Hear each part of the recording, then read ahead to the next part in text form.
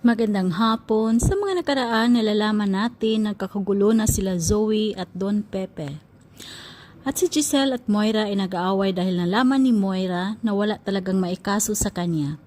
Samantalang ang isang doktor ay bumalik na at siya lang nakakaalam ng sikreto nila Moira at Zoe. At dito malapit na mabubuking dahil ibubunyag na niya at alam natin na sasabihin niya kay Dr. RJ kapag nagkikita sila. Samantalang si Annalyn ay nagsisinungaling sa tatay niya na okay lang siya kay Dr. Carlos at welcome siya doon sa bahay. Pero hindi pala totoo.